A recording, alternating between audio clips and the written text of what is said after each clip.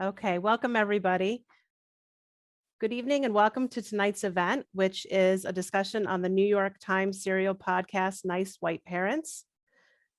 And I'm Sonia Varilla, the Genesee Valley Region Director. This evening's main event space is being recorded and will be shared in the next couple of days via our Genesee Valley Region YouTube channel.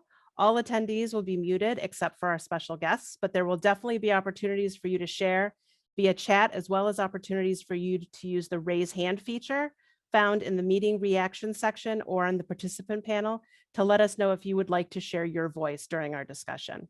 We are using Zoom's auto transcription feature for our closed captions tonight.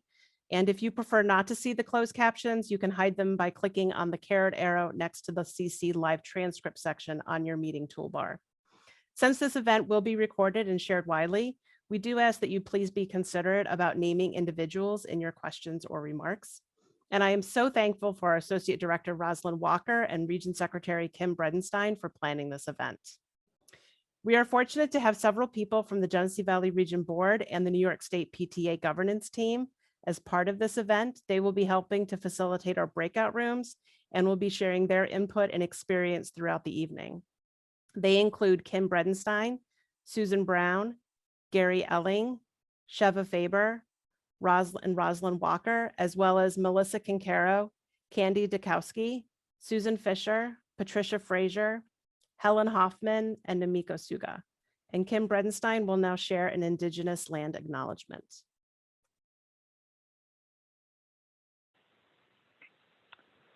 Good evening and a very warm welcome to everyone. As a sign of respect, we wish to begin this diversity, equity, and inclusion event by acknowledging the original inhabitants of the lands in the 7 counties served by Genesee Valley Region PTA, the Onondaga, people of the mountain, also known as the Seneca, and the Gayokono, people of the Great Swamp, also known as the Cayuga. Our very name, Genesee, is derived from the Onondagan word for pleasant bank. We sincerely thank and honor the tribal members of these 2 nations, original members of the Haudenosaunee or Iroquois Confederacy. We recognize the unique relationship these Indigenous stewards have always had with the land as partners with, not masters of. We recognize their meaningful and rich traditions.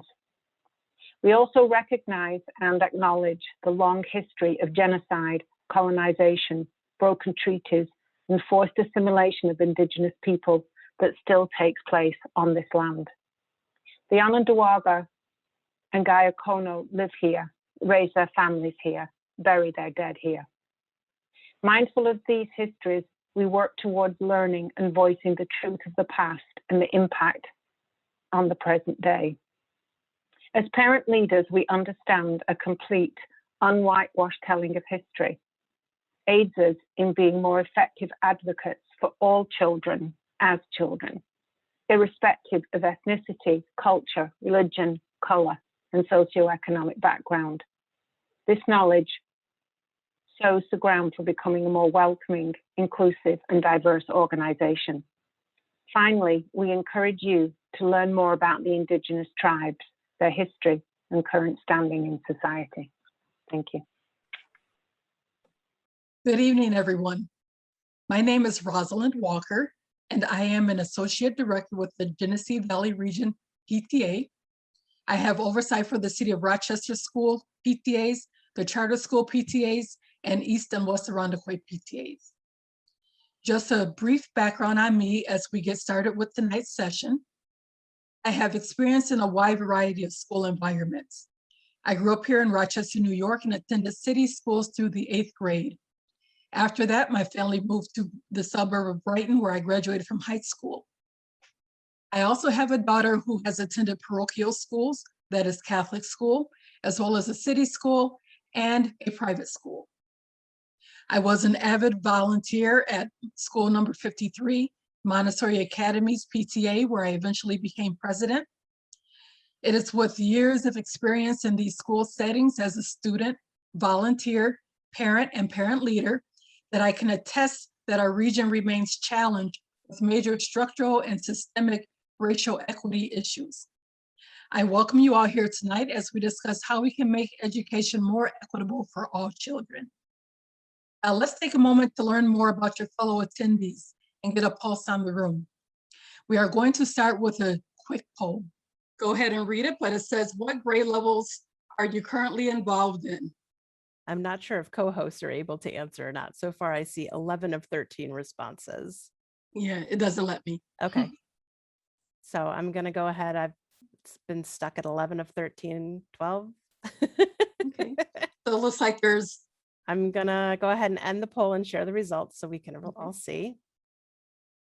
So it looks like the 42% of you have high school students, and then even tie between primary, elementary, K2, and intermediate elementary 3-5. So thanks, everybody.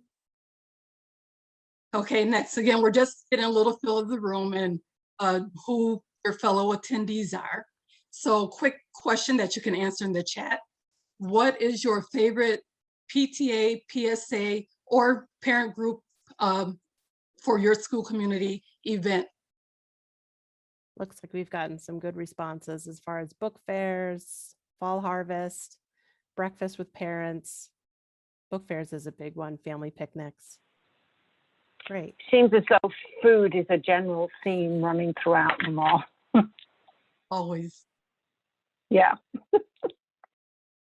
Okay, we'll go on to the next one. Again, just getting a pulse of the room. As of yesterday morning, these are where most of your fellow attendees are coming from. You can take a look, and do you have any observations? You notice anything? You can type it in the chat. And so again, in the chats, any observations? And sorry, I actually cannot see the chat when I'm running the slideshow. Yeah, somebody had commented that there seems to be a good mix of urban, suburban, and rural, but I don't know if I'm seeing the urban so much. Yeah. I think it seems pretty much a suburban with the odd rural thrown in, if you count Williamsville and Right. Wayne. But I think there's not much representation from the city of Rochester. Correct. Yes, not much from the city of Rochester, and I also see I see most of the attendees are more from the east side of the county or the east side of the area. So, okay, just interesting things to keep in mind. Let's go over to the next slide. Okay, as you registered tonight, you were asked a question about what you hope to get out of tonight's session. And so here are some of your answers. You can read them. How to engage more parents who are not the typical ones always involved. Explore ways to promote diversity and enhance the curriculum, foster inclusivity. DEI, sorry, it's cutting off my screen, but you all can read it. I can't read it on the right side, sorry. And then expanding my capacity on the subject, both for my professional and personal life, keep learning. And finally, identify effective and tangible actions that PTAs and other education advocates can take to dismantle systems, laws, and policies that result in disparate educational investments, opportunities, and outcomes. Okay, two more questions here. First, we're going to reminisce a little bit. Have you attended a school community meeting or any event where you felt very welcomed? If so, what is it that made you feel that way? And as you go to type in the chat, don't hit enter until I tell you to. So just your first thoughts, first thing that comes to your mind about an event where you felt very welcomed. And then we'll hit enter all together and take a look. Okay, is everyone ready, you think? Are you still typing? Go ahead and hit enter.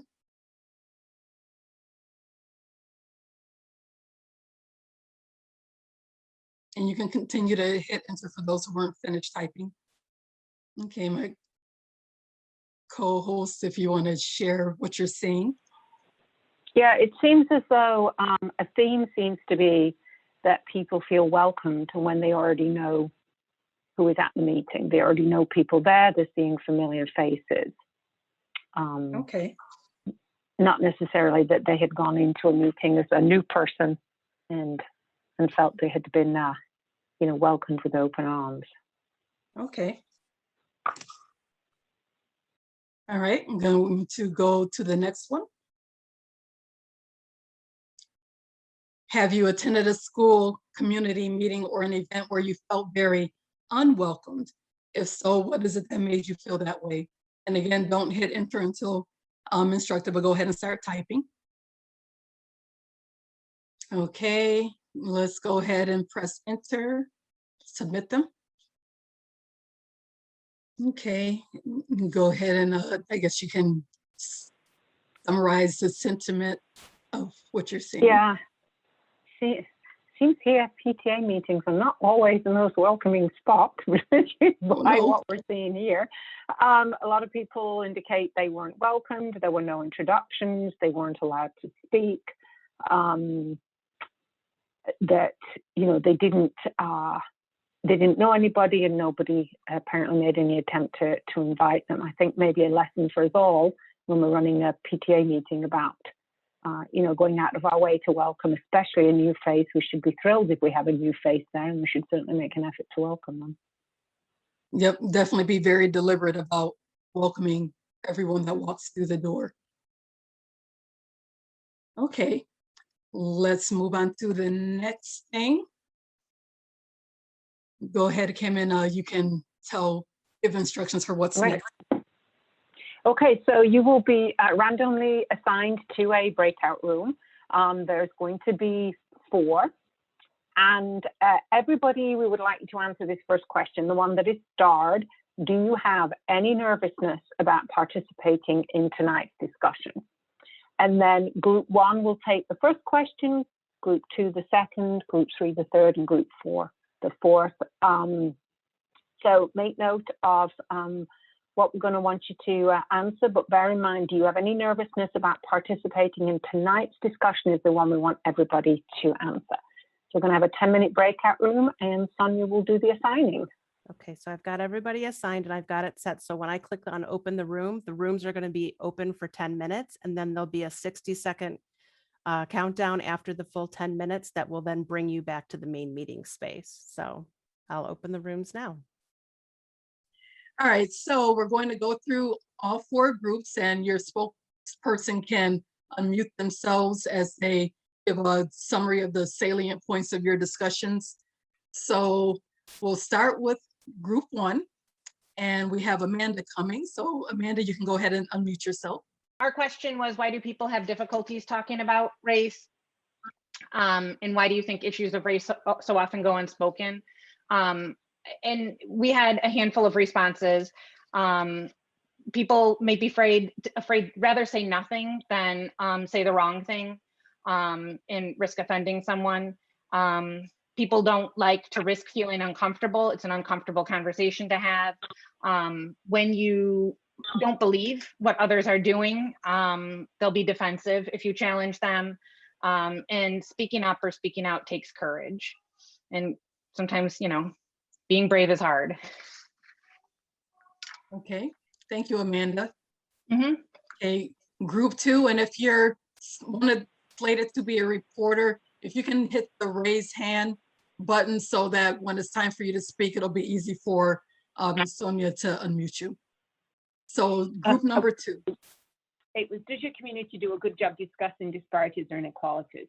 So we had parents from Pittsburgh and Penfield and New York State, and the opinion was that there has definitely been, in the last 12 months, a big increase in the number of conversations and the depth and quality of the conversations because of what has been going on nationwide, but in particular because of what has been going on during the pandemic, where the inequities between the various school districts has really come to the forefront, with some school districts, especially around here, the city school district, not yet back in school, where the suburbs have been, exclusively going hybrid, and that, the issues of, poor Wi-Fi or availability of computers in homes has really highlighted the fact that we do have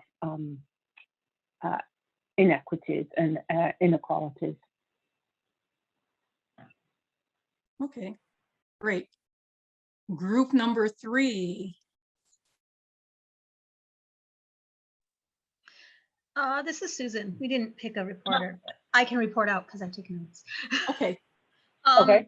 It was our question number 3 was about what did the title of the podcast make you feel and why?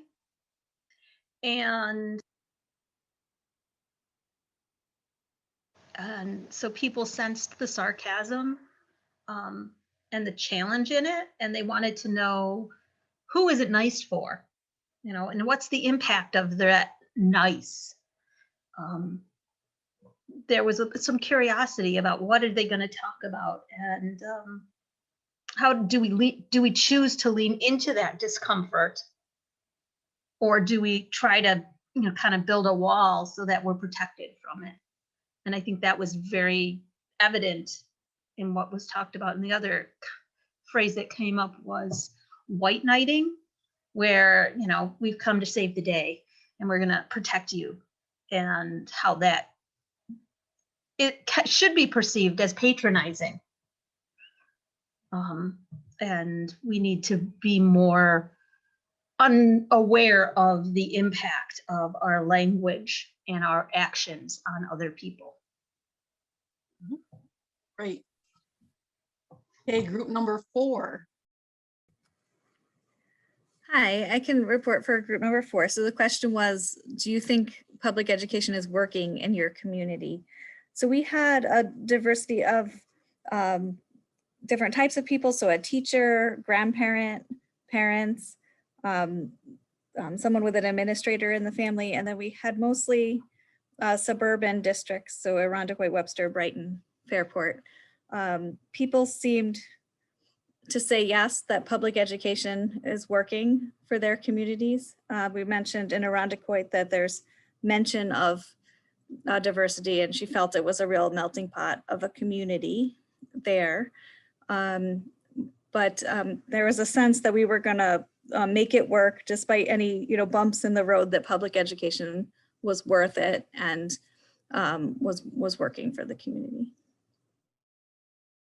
Thank you, everyone, for your responses.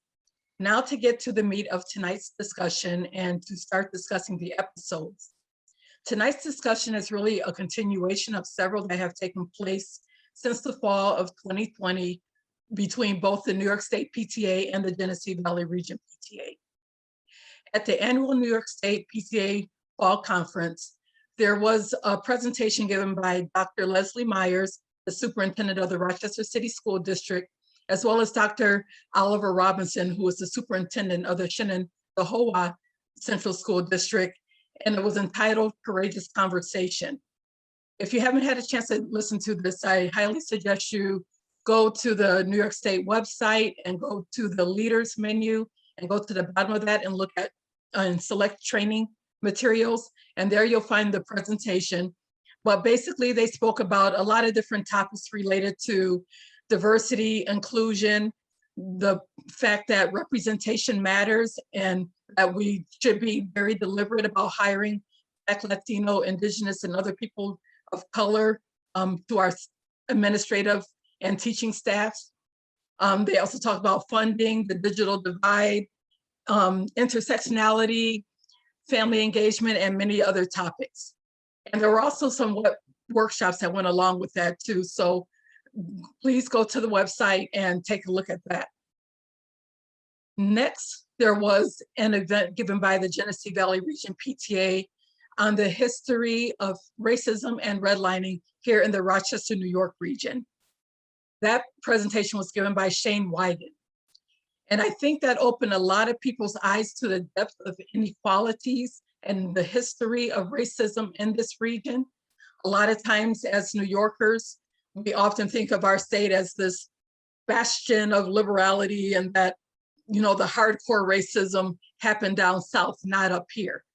But once you dig into the history and even the history of current policies, procedures, and laws, It is really not, it really was not much different, and it's not much different here than it was down south. And it may not have been blatantly codified as it was there, but it was still quite prevalent and as bad. Even now, definitely through the majority of the 18th, 19th, and 20th centuries, through the 40s, 50s, 60s, 70s, it was as much of a challenge here as it was down south. Next event we had was the Legislative Summit and Lobby Day. There were discussions about the inequalities that have been in existence and even exacerbated by the pandemic. Again, the digital divide and the whole funding issue, that is how our districts are funded by property values, as well as the funding that comes from the state that has been severely underfunding many of our large urban districts, and that we've been advocating and trying to get redressed for this for many years. So a lot of things came across during that discussion, regarding inequalities in our educational system. So that brings us to tonight's discussion. And I'm going to go ahead and share the screen again. So the first episode is called The Book of Statuses. And I'll give a little intro about that. So I know, I'm not sure how many people have actually listened to the whole podcast, but hopefully, you heard a little bit of part one, episode one, but it begins like this. It's 2015, and one Brooklyn middle school is about to receive a huge influx of new students. In this episode, the New York Times reporter Tana Duffy-Walt follows what happens when the School of International Studies 6th grade class swells from 30 mostly Latino, Black, and Middle Eastern students to 103. This influx was driven almost entirely by white families who are new members of the school community who assert their power and agenda in the school. Everyone wants what's best for the school, but it becomes clear that they don't share the same vision of what best means. So this title comes from a quote by one of the students who, it was a 6th grade boy who was talking about how his mother decided on choosing the school. And he was talking about how the district is this book of statuses thing. And that is basically what it is a directory of schools with information like enrollment numbers for the different schools, test scores, and special programs. But he referred to it as a book of statuses. And the New York Times reporter agreed. So we're going to discuss this chapter a little bit, this episode. So when you want to share this part, you can share verbally. So when you want to share, go to the raise hand button and the co-host will see you and they'll unmute you so that you can give your comments. So book one begins with school tours. And there were some, the host went on a tour of a middle school and she made some observations. Do any of you remember some of the things that she observed, and was there anything that sort of stood out to you regarding those tours? So again, you can raise your hand and you'll be unmuted. Okay, go ahead, Diana. Okay, hi, thank you. Hold on, I just gotta close the door. My son's playing the piano here. Okay, two things. One I remember them saying is mostly white parents that were touring the school, which made me think about who has the privilege or luxury of being able to go on a tour and when are those offered during the day and so forth. And or in person or virtual accessibility, I guess, in a way. And then when she said and it was really silent and nobody asked a question until the woman was like, do the kids, what'd she say? Do the kids get to go outside and play or something like that? And it made me think of group one talking about how hard it is to talk about race and how hard it is to talk about, it was like the elephant in the room, and it was like, it almost sounded like Hannah was hoping the mom would point out why are all of us, why are these parents here that don't look like the students or and like they didn't say it. It just felt like a missed opportunity. And then I've never gone on a tour for my public school, but I remember going on tours for daycare. It kind of made me think of that. Right. Yeah. Good correlation. Anyone else? I think I was in that episode that I recall that the fact that you went on a tour increased your likelihood of getting your child into that school. Yes. Yep. Other thoughts? I remember trying to go on a tour of special ed programs in my home district and being told, no, we can't because you might be disruptive. And we don't want to identify those students. Hmm. And as a parent of a child with special needs, looking for a program for a child with special needs, that was like, and I understand you're trying to protect confidentiality, but at the same time, how am I supposed to be able to evaluate what's going on here? Right. And see if that's right for my kid. Mm-hmm. Okay, anyone else? And I do, with our attendee demographics here tonight, I know most of the attendees are in the suburbs. So I know most of the suburban schools, you pretty much go where you're zoned, and you probably, most places have 1, maybe 2 high schools. So, but if you're in a more urban district, you definitely will see lots of these tours. And, we get our own, I won't say it's a book of statuses, but we definitely get a book of middle schools and high schools to choose from here in the city of Rochester. And there is competition for them, just like mentioned in the podcast. So I see that Melissa wants to share, and then Amanda. go ahead. Hi, I'm Lori with Melissa. And I think, in that podcast about the school admissions, it seemed like she wanted to make the point that these families, these parents are the same ones that were down the street at the park all together. Like these families knew each other already and made this plan, a lot of them, to be there at that time. And it's almost like it's, they expect to see each other there. And that perk that comes from having done the tour, because later in the podcast, they were surprised when that was taken away from them, that I no longer want to go on that tour if it's not going to get me something. So, that I think that part of it was interesting, that they were trying to make like, it's almost like they knew each other already. Mm-hmm. Go ahead, Amanda.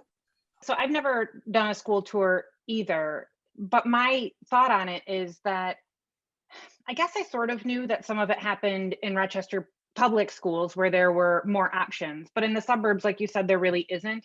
But as I was thinking through the big amount of options that existed in New York City, it seemed wrong to me that there was competition between public schools, that there's one bucket of funds that our federal government and our state can provide, and it should be more fair. One public school shouldn't have enormous advantage or enormous sway, or get to stack the deck by choosing its students or choosing the families that get to go to that school. And I don't know if it's accurate. It's been years since I looked into Rochester city schools, but I remember hearing that the lottery that managed admission to, chose what or defined which school you went to. I remember at that time thinking that it would be frustrating if the school that was right next to you physically was not the school that your kid got into. But then it was before I ever had kids. And the more I understood how school worked, the more that made sense to me. And it sounded like Rochester was perhaps doing a decent job of not allowing one school to be, that it sounded like Rochester was doing better than the schools featured in this podcast, only as an outsider. Mm-hmm. But overall, I don't think it wasn't my expected outcome. And I don't like that public schools can be within the same district, can have different assets and different outcomes for their kids. Yes, thank you.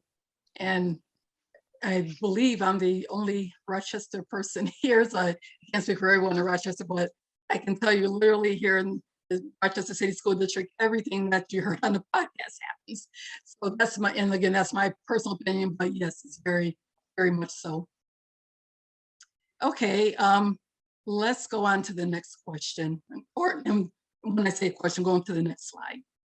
PTA.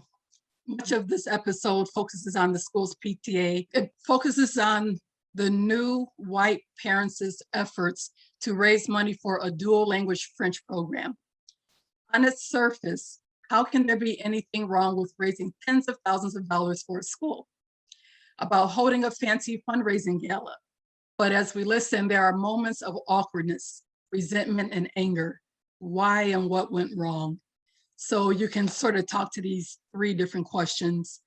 You know, how do these moments of tension relate to the larger issues of race and social class? And was this disconnect between the new families and the existing families inevitable? And any connections with your own experiences? So go ahead and raise your hand and we'll unmute you.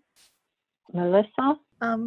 Well, it just seemed like the new families took over, like they wanted this stuff for the French program, but then there were other needs in the school district. I think they said something about the science lab needed equipment, and they just didn't even talk to the existing PTA or the existing parents. They just kind of, you know, at first, when I first started listening, I'm like, oh, well, that, you know, they're trying to, you know, have this school and support the school and this principal. And then it's like they just ran roughshod over everybody, and the principal sort of let them do it too. It's, you know, because the money was coming in. So it was just like, wow, that was, I was just like, talk about just tone deaf. They just kind of, you know, they didn't even discuss it. Like that one guy just started because that was his background and started fundraising. And then the PTA didn't know what the money was doing. It was just, it was very interesting.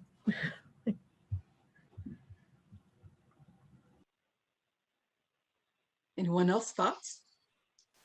Melissa? Yep, Hi. Sherry And then went. Amanda.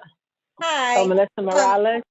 Yes. I was just thinking back to even just the whole French aspect of it. Right out of the gate, the other members of the PTA and the parents of the school felt like, French, where did that come from? If anybody took a moment to look and survey the people at that school and in that community, it was going to be Spanish and I forget the other language, but there were Arabic. Yes, there were two more predominant languages. And so they wanted that input to say, okay, if we're going to do a dual language, maybe not French. So there was right out of the gate, I think they felt, many people felt excluded. Okay, so Amanda? What others said, those funds weren't for the school was the problem. They were specifically to fund the programs that those parents want. And I think the first woman that spoke said something about it being tone deaf. And I don't think it was. I think tone deaf can be some form of ignorance, like you didn't read the room right. I think that they all knew that this school wasn't what they wanted it to be, but assumed and were confident that they could come in and turn it into exactly what they wanted. They didn't care about the people that were already in the school or the community that had already been established. They knew that they could bring in money and voices and drive the narrative. So I think it was really purposeful and like the opposite of tone deaf. I think they thought that they could be oppressive and that their voices could be louder and that their dollars would be bigger and that it didn't matter. And everyone should be grateful for what they changed it into versus having any respect or appreciation at all for what was already there. Right. Okay. Melissa Morales again, did you want to say something else or is your hand just not down? No, I wanted to say something else. I think it was a lot of tunnel vision. I think it was a lot of this is what benefited my child to take French from an early age, and you're almost fluent now. So I can bring this to this community, this thing that has, valued my child, I will now give to you. I think that was also kind of the thinking to justify raising that money and doing more good for his own children. But thinking of, it worked for my kid, it should work for your kid. Right. Yes. Yes, and I guess basically what I had written down summarizes all your thoughts. But basically I had written down, try to imagine if your children's in your neighborhood school was transformed by an external group of parents who made of your school, using the weaknesses of the principal and their own socioeconomic resources, an instrument for their children's welfare without ever considering the school's history, community, or historically enrolled children. So that's basically what you all said. I think Namika wanted to share. I'm so sorry. I think I Go accidentally ahead. lowered her. Sorry, hand and again, I too. can't see everybody. Sorry. Okay. No, it's all right. As soon as they started talking about PTA, and I know this was in Brooklyn, that's when I started yelling at the podcast because you go to training. Well, okay, first of all, I was like, this is not a PTA. This is a PTO. We are not a bank, They were just doing everything wrong. And I just wanted to go in there and say, see, this is why you guys need training. This is why you should join the larger New York State PTA, because you're not supposed to be raising all this money. Every grade gets the same amount of money. You're supposed to have an EIN, right? You're supposed to have tax exempt. You can't raise all this money. And it's not even PTA, it's nonprofits, 3-to-1 rule. It's like, we know all this stuff. Why didn't these people? That's when I was just like, and I was getting really frustrated. I just wanted to smack like people in that meeting. And I've seen that meeting before. My friends, they live in Park Slope, friends of a friend, and they had a PTA meeting online live on Facebook, and they were talking about how they had raised over $100,000. And I was like, oh, what? And the principals, like, they see these dollar signs and they're grateful because it benefits their school, but it just feels wrong. Just like the whole thing just felt wrong. And I was I really started yelling. I was like, no, that's not how this works. That's not how any of this works. So yeah, sorry. It really got to me, man. Yeah, no, thank you, because we did want to express that, everything they did is not the way PTA should run. So I'm glad you got that in there. So we've been talking about that all along. Patty Frazier, go ahead. So I think what happens in the city schools, especially in New York City, is, these various parent groups, they can raise certain amounts of money, and some obviously have better capability to raise more than others. So even though they're trying to make things better for the children of New York City, they're really creating these great inequities, because we have schools, and it's well documented in New York City. And I think the school that we're profiling, before they could come in and raise the $100,000 to do the French program with all of the grants and gifts, they had only raised $2,000. And that happens all across New York City. But we could take a look at that from our perspective as well. So if you have a school district, and this happens quite a bit, where, a school district, all the buildings are PTA, but one building, for whatever reason, has the capability to raise more money than another building, and they go ahead and do it. And then they're, creating inequity. And I think that's one of the great things that PTA can be doing, is to be looking at what we're doing, not just for our own building, but all of the buildings within our community, maybe within our region, to say, yes, we have the ability to raise more, but is it really benefiting everybody, the fact that we can raise more than the school building down the street. So I think that's an equity thing that we can really take a close look at as the PTAs outside of New York City, who, as we know, are not affiliated with us and really don't have a lot of rules on what they need to do. Right. Thank you. We're going to go to episode 2, so I'm going to skip ahead a little bit.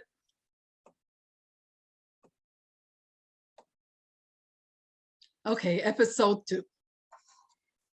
So the focus of episode 2 is the history of segregation in New York City public schools and the conflicting efforts made to advance integration and preserve the status quo. For context on the questions coming up, episode 2 opens with the host describing her experience exploring the New York City Board of Education's archives for her research and she talks about the wealth of information she found in that vaulted building. While there, she finds letters from parents describing the conditions of New York City in the 50s. From the podcast, you remember the description of the disparities among the schools in New York City noted by some of the letter writers and from the hostess research. So I'm going to stop my share for a moment so you just see everybody, give you a break from the screen.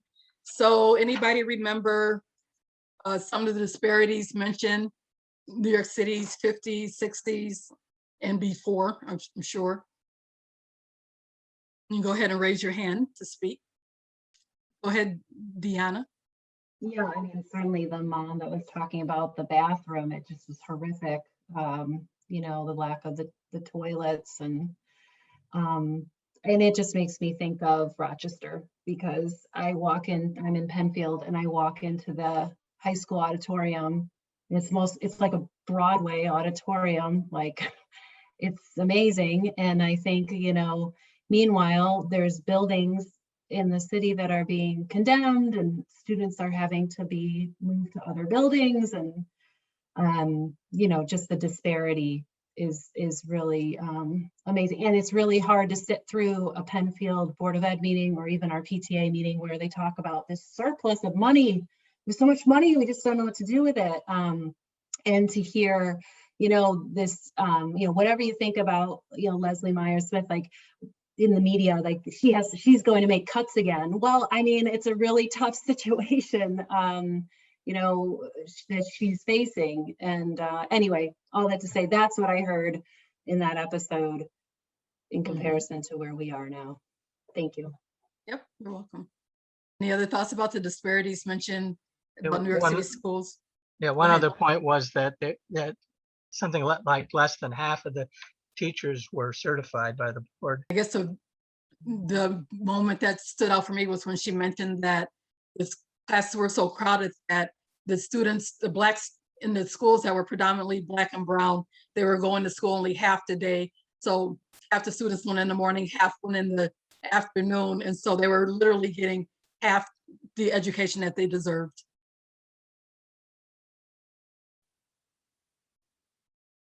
Okay, unintended consequences. There was a school that was being slated to be built in the 60s. And it was slated to be closer to a set of apartments or basically projects that were filled mainly with Black and brown students, mainly Asian and Black and Latino students. And they have a tenant association who wrote a letter to the Board of Education asking that the school be built closer to them because they were the ones that were going to attend the school. On the other hand, there was, again, this was a neighborhood where only a few blocks away, it was completely different. So only 3-4 blocks away, the neighborhood was mainly upper class white, middle and upper class white families.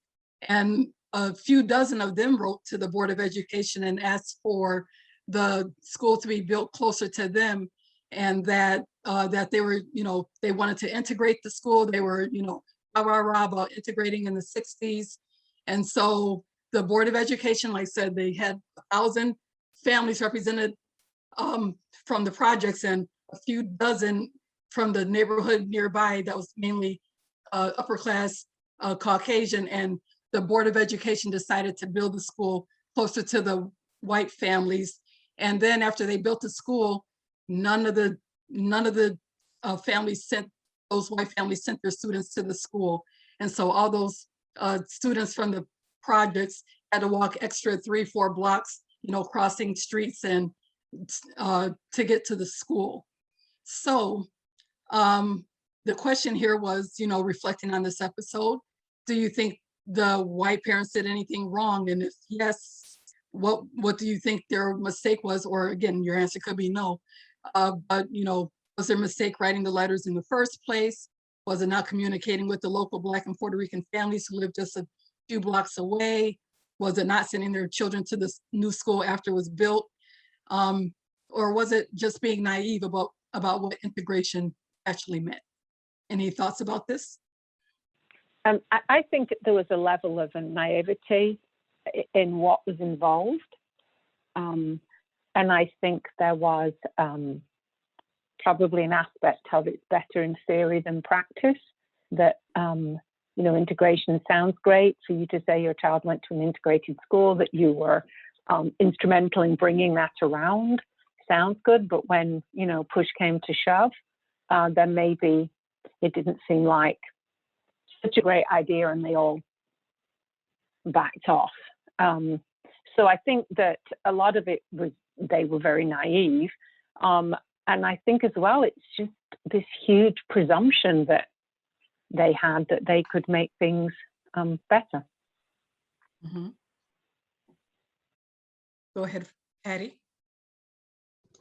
So yeah, I think there was a certain amount of, yes, we want to make something better that's in our neighborhood, but I do believe that there definitely is a mindset when you have that school choice where, like that book that you can, look up all the middle schools and go on tours and high schools and go on tours, because we do have that in the city of Buffalo as well. It's time to enroll in your middle school, go on the tours. And I think what it really boiled down to is, they wanted a fail-safe, something to fall back on. And, if the better offer didn't pan out, the better offer of a school here or a better, and we see that quite a bit again here in the city of Buffalo, because even though there's multiple high schools, there's only 1 or 2 that are really desirable. And once you don't get into those, you're kind of like, now what's my fallback? Now where am I going to go, kind of thing. And I think that, again, well-intentioned as they may have been, I think that they were just really trying to set up something for themselves, that if the better offer didn't pan out, they didn't get in, they wound up not being able to afford it, because obviously some of them went off to private schools. They wanted to have something that they could still feel that their child was going to get the education that they thought. So I do think that as well-intentioned as they may have been for their own children in the way they were speaking out on behalf of the community for, wanting integration, it really in the long run, what it boils down to was a lack of community and really just minding what was best for their own children. Okay, last question regarding episode 2. The host speaks about one of the superintendents back in the 50s, William Jansen, and his denial about New York City school segregation. And the host says, that he did very little to break up school segregation, but man, did he study it.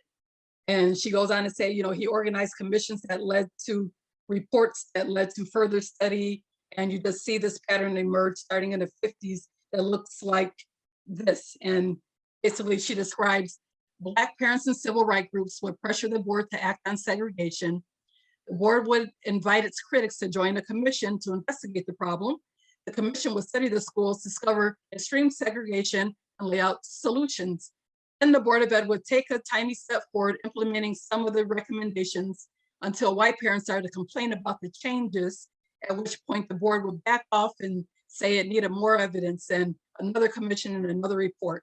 And then it went on to list this insane, list of reports on this, report on that, and report on the report. And does this happen in our areas and are you familiar with this type of behavior? So the questions here are, why do you think mayors spend so many decades studying how to integrate public schools? and here they said New York City, but we can even talk about whatever areas you're in.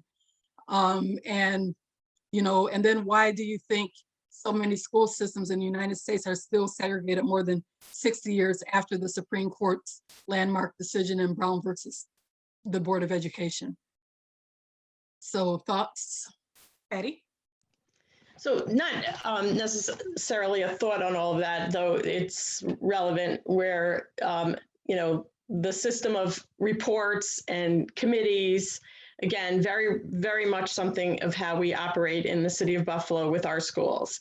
You know, we have all these committees always operating. There are reports and there's even in each individual building, there's various committees. I know I sit on one as a community member, and the committee itself has become more of the principal kind of reviews what's happening in the school and does some planning time with the teachers. And to be honest, the conversation is over my head.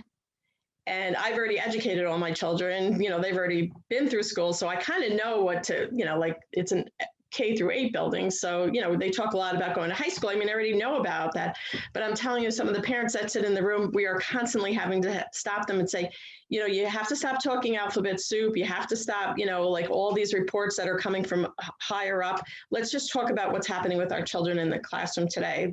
That's one thing. But the real comment I wanted to make, which I thought was one of the best things, was for the current mayor, or at that time of the podcast, de Blasio, when the young woman said, how much more time do you need to do these reports before you're going to take action?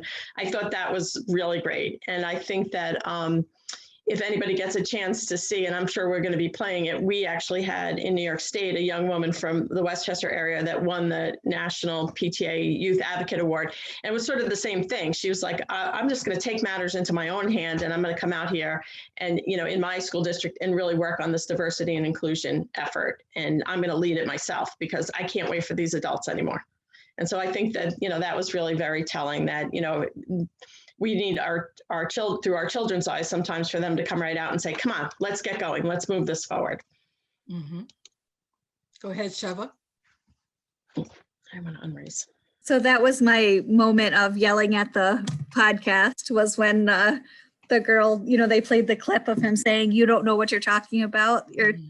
But they also talked a little bit, I think, in that section about how there wasn't a will for change, even though, you know, they had this major walkout of all the students and a lot of organizing. And it just showed how, like, outside of the school, even like the whole system just was unwilling, you know, the news media, you know, everyone was unwilling to acknowledge that there was a problem. So they just wanted to keep in this holding pattern. So it was just a little disheartening. I could see why later in the podcast, she just feels so cynical. And it's sort of you're left with that feeling. I'm going to go to episode 3 here. So this episode is called This Is Our School, How Dare You?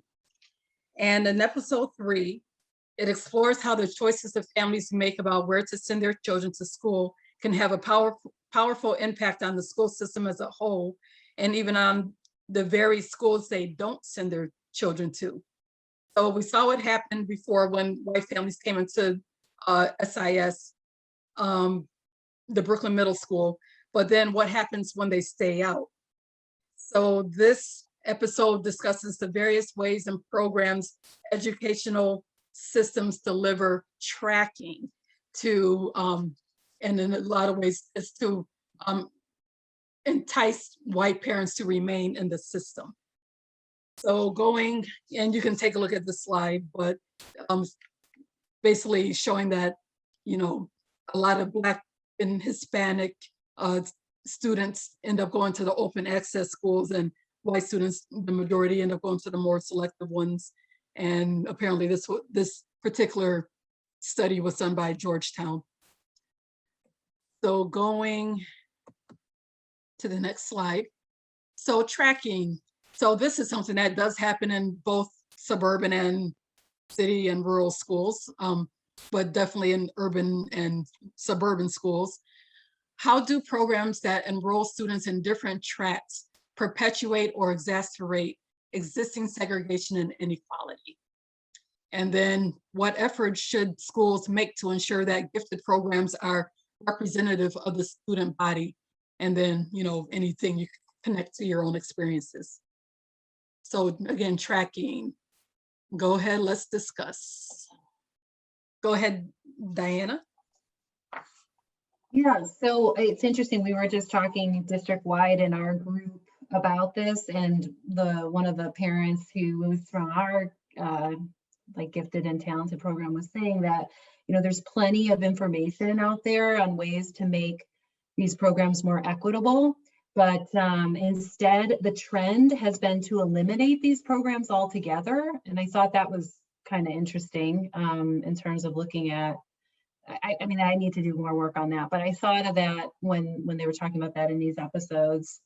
And I guess our district is evaluating these programs, but along with the other things that, they were talking about in terms of implicit bias, who's recognized for these programs, who's not, the ways that they create. I thought it was interesting, the bliss point, I think they called it, of how many white students to have in your school. And yeah. Yes, they said 26% that white families feel comfortable if at least 26% of the student body is white. So that was the bliss point for, I guess, when researched this. Yeah, and I think, and we'll probably get to this in I guess I can't remember which episode, but essentially the theme being, how do we take power away from us? I'm saying us as in a nice white parent. Mm-hmm. How do I get the power taken away and relinquish that threat I have over, wanting the best for my kid and wanting things equitable? Can't have it both ways, really took that away from us. Other thoughts? I worked hard to get my daughter services. She is gifted. Our school district refused to acknowledge that there was anything that she needed that was different. But I didn't work hard for her. I worked hard for everyone. And I wanted the group of students to be assessed so that a group of them could, if they had the capabilities, could be advanced.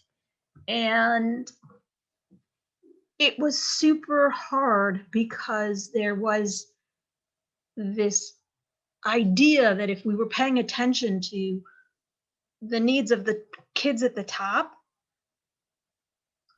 that was going to be elitist. And so I see the challenge in, I want my child's needs met, and they were not being met in the classroom. As much good intention as there was in the teachers to differentiate, it wasn't anywhere near adequate for her. And to get the school district to acknowledge that and to work with it. So while tracking has a very bad rap in many places, I also see where some of these programs are really important, but it's really important to make sure that we get a broad spectrum of people. It shouldn't just be me, the noisy parent who knows how to talk and who to talk to.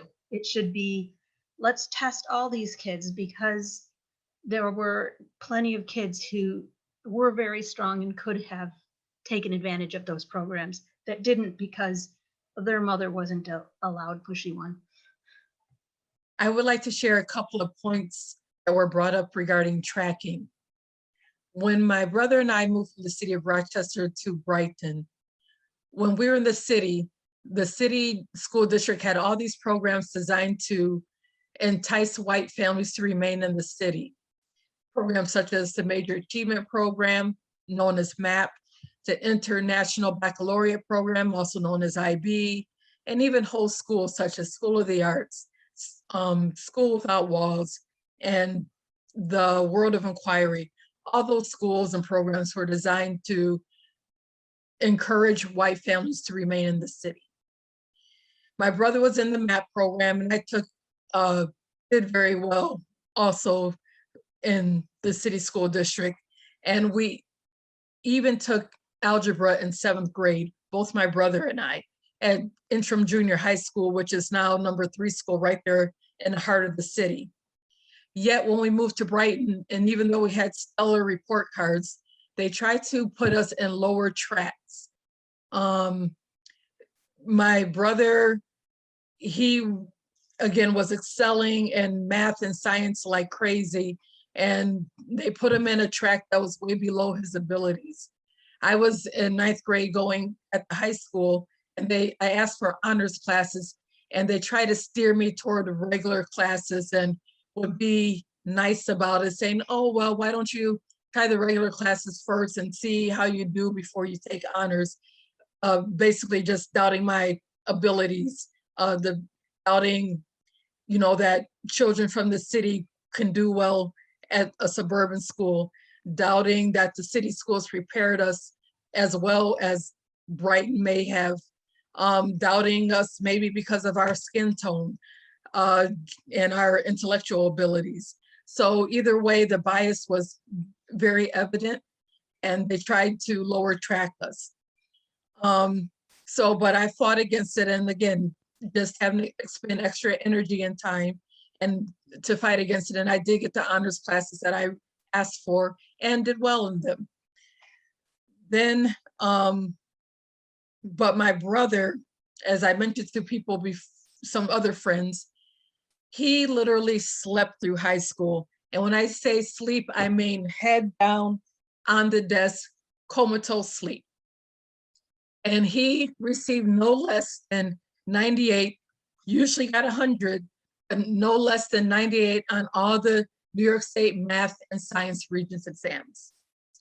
So basically, but again, even with all that accomplishment, the school never recognized him, never noticed him. As we all know, Brighton has a gifted and talented program, wasn't even considered. Not only that, they didn't even bother giving us college information or any of those type of things. So basically, it's like we moved to the suburbs to be undereducated, underserved. So then moving forward, currently, my daughter is at a school that doesn't do tracking that way. They don't have tracking at all. They don't have any programs with labels. Basically, whatever you have a propensity in, math, science, arts, a foreign language, music, if there's something that you're accelerating in, you will be placed into the class at your level. For example, my daughter has a schoolmate who was taking AP math in 7th grade. And so no special program. When it was time for that, when that class is being offered during whatever period of the day, that 7th grader went to the class. Really simple. So, if they were in there with seniors or juniors, that was what it was. So no special labels or programs. So that's just another option that people may want to think about instead of all these different programs. Just place people where they are, what they're good in, what they may need a little extra help in, but not just put them in whole tracks that don't recognize their individuality and their capacity for different subjects.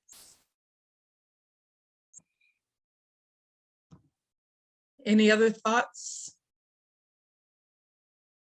Has anyone seen this slide before? And Melissa? I think most of us have seen this picture or a version of this picture. And I wonder if this is kind of the answer that we need, is to realize that, kind of talking about tracking too, those kids at the top might need less than those kids at the bottom, whether they be Black, brown, white, whatever they may be. But to wrap your head around that, and that is what public education is meant to do. Meet kids where they're at, give the resources where they're at, but not meet each kid's what they need. Does that make sense? Mm-hmm. Not meet, I have a daughter. She's, I don't want to say gifted, but she's fine. She gets great grades. She does well in school, but I think I have to be okay with the fact that she is not going to get the resources in school? You know, and is this what I need to swallow? You know, as she's a white kid going to school, she is not going to get the French classes and the all these other things because there's other kids that need more in different ways, regardless of race, socioeconomic, whatever it may be. But is that the hard pill I have to swallow? Mm-hmm. Okay, any other thoughts on this?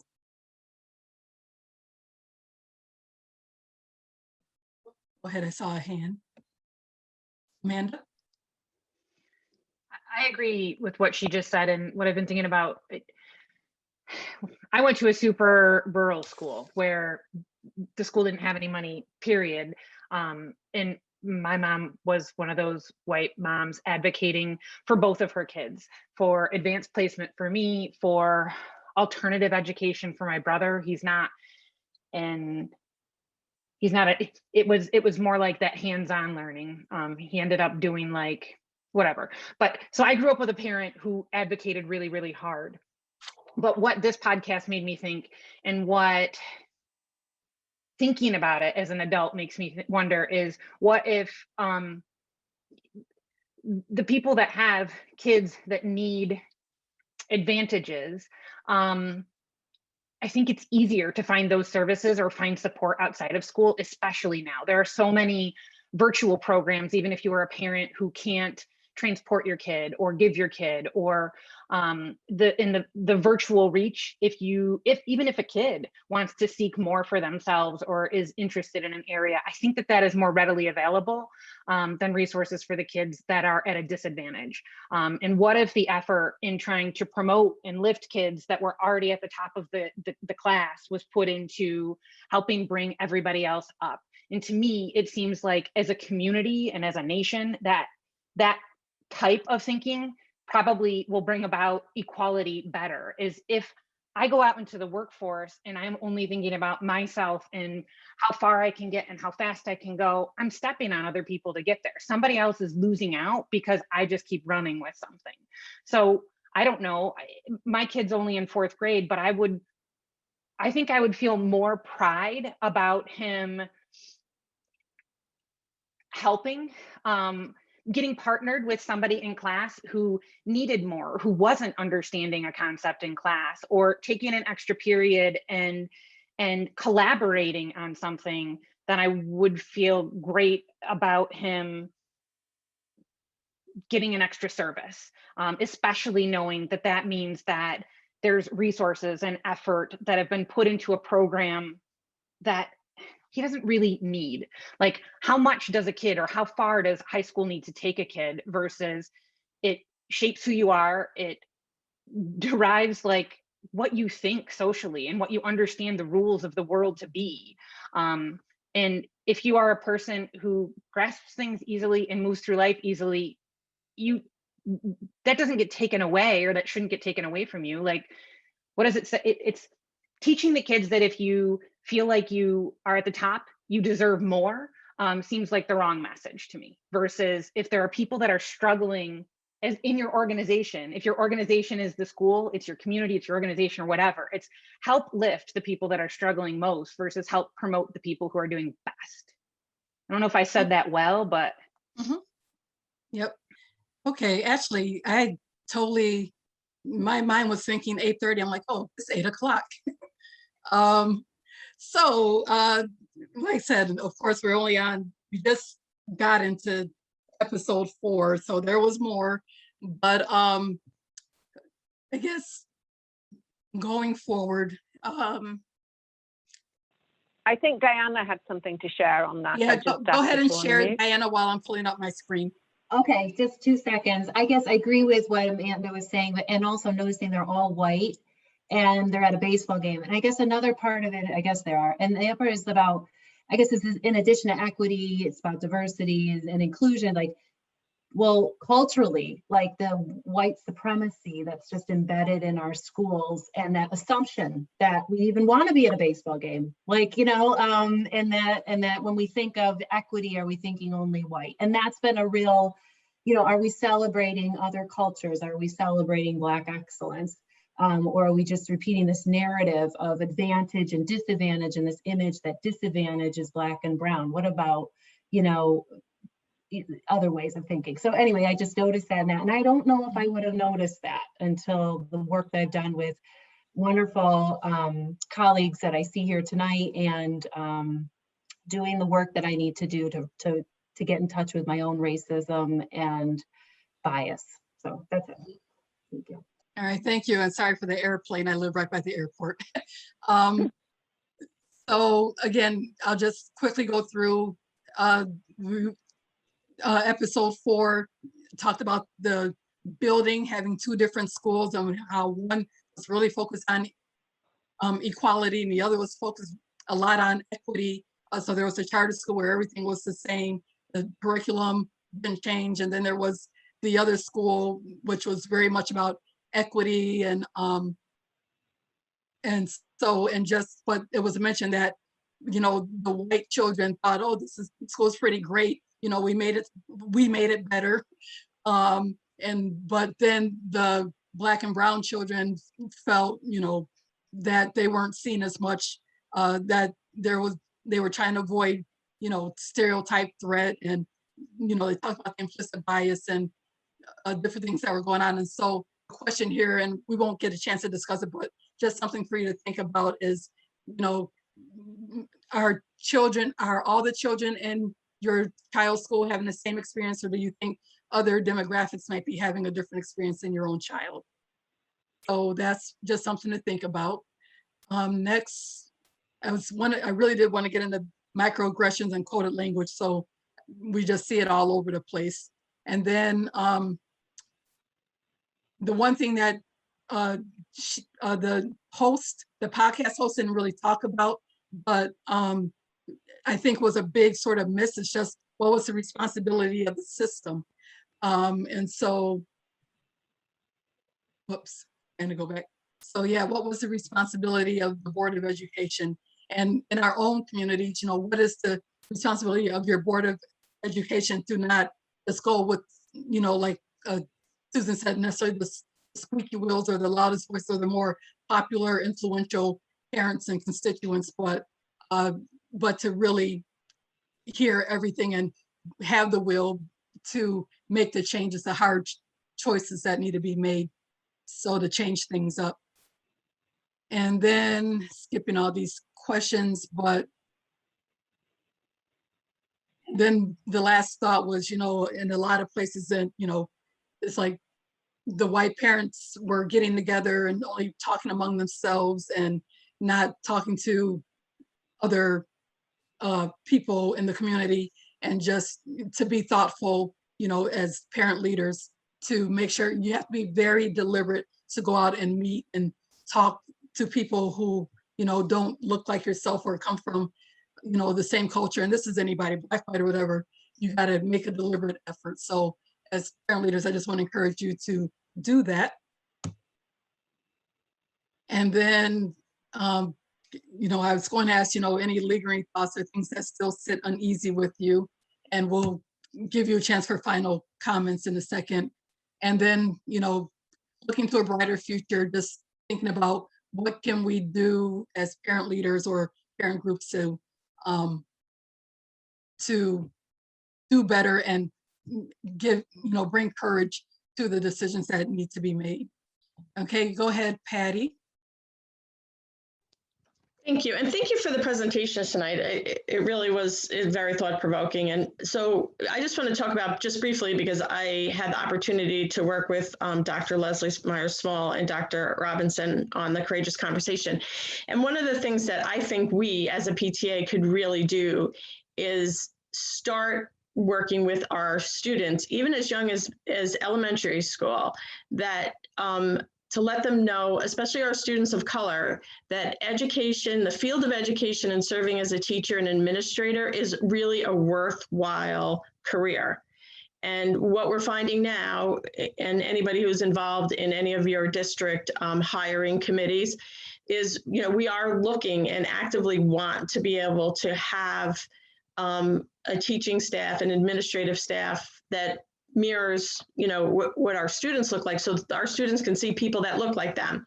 And there's just, that we're really finding that we don't have enough people of color in the education field at this moment in time. And so we can't change that overnight because it takes a couple of years of education, your 4 years of college and then your graduate degree. So we really, I think as an association, one of the big things we could be doing right now is really emphasizing to all of our students, but especially our students of color, that, education is a great field to be in. And it's a rewarding career, and it's one that, will really make a difference in every child's life, not just children that look like them. Right, good. Yeah, good thoughts. And I do recall them saying that during that conference. Okay, so just a heads up that there is the National PTA has an award. Jan Harp, I'm sorry, Rosalind. I think Nicolette had something to share. Oh, go ahead, Nicolette, please. Yes, I just wanted to respond. I'm sorry, I forgot her name, who just commented about encouraging our children of color to be teachers. I think that we should also look at the barriers that exist in our youth of color in being a teacher, and that after a person of color does manage to go to college, then have to go to graduate school, after achieving that, to just go to a job that you're still going to have student loans, right? I mean, you think that after doing that, I have to get a job that has a little bit more salary, the perks, whatever. I'm not overworked and all the extra stuff. And then to be hired as the only Black teacher, right? So there's a whole subculture of problems around that I think needs to be addressed while we encourage our young ones to get in there. And I just want that to just be a part of the conversation as well. That how are we treating the teachers? How is it? And then what is this high standard that is held for some? Because I know there's some teachers who get in and they don't quite have their master's degree, right? What programs are we saying where, come and join our school, we'll help you get your master's degree, we'll help you through college, we really want you in our school, we need your perspective, and we think that you would be great for our school. So, there's a lending and a reaching on both parts of the individual schools themselves, the PTAs, the Board of Ed, with the surrounding universities that are here. They have education programs, there's HBCUs, and, everyone's looking for a job. So that's just my contribution to the conversation around getting people of color into the education field. Yes, thank you, Nicolette. And those are great points because, yeah, I immediately thought of the whole with the unions. That's a big stumbling block too. So the whole last in, first out. So we even see here in the city school district, every time there's cuts with that policy from the unions, the Black and Latino teachers are the first ones cut, and they literally go through this gerbil wheel every year, literally every year. And so, after a while, people get tired of that. So, yep. Am I missing any other hands? Nope. Okay. All right. So again, National has this award. So just something to keep in mind. The deadline is every March 14th. So it just passed with something to think about for next year, where it recognizes PTAs that are dedicated to the needs of all families represented in their schools, and also acknowledges PTAs that develop practices that are inclusive and equitable for all families and result in positive change. So again, and this is also 3 awards given out at the national level. I hope I'm saying this right, Sonia. The unit level, the council and region level, state level. Mm-hmm. Correct. Okay, yes. All right, and we're wrapping up. And again, I got to make this plug. So $4 base membership in New York State anyway, gets you membership into literally 4 different organizations and all the benefits and resources that those organizations have to offer. So discounts, everything. So when you become a unit member, you're also a member of Genesee Valley PTA, you're a member of New York State PTA and the National PTA. So just something to keep in mind, and that, again, utilize all the resources available to you. And then I'll turn it over to Sonia, our director, to wrap us up, and we're out in 1 minute. First of all, I did put some links to the National PTA Diversity, Inclusion, and Equity group, and also the New York State PTA Facebook group on diversity, equity, and outreach. So if you're not already a part of those groups and would like to join, the links are in the chat, as well as an event feedback survey that will also be emailed out to everybody after the event. If you'd like to save the chat, you can do so as indicated on the screen by clicking those 3 dots next to the file button. So we do want to thank you for being part of this worthwhile discussion, and we hope that you learned something new and maybe a tidbit or 2 to share with your fellow PTA leaders in the days and months ahead. A feedback survey link is being shared. Our next region event will be our annual spring conference, which will be held virtually on Thursday, May 6th. And our annual spring conference is our annual business meeting of the region and will include annual reports, as well as election of our region officers for the 2021-22 term. So we just want to, again, thank you for attending and wish you the good rest of your evening. Thanks so much. Yep. Oh, quick question.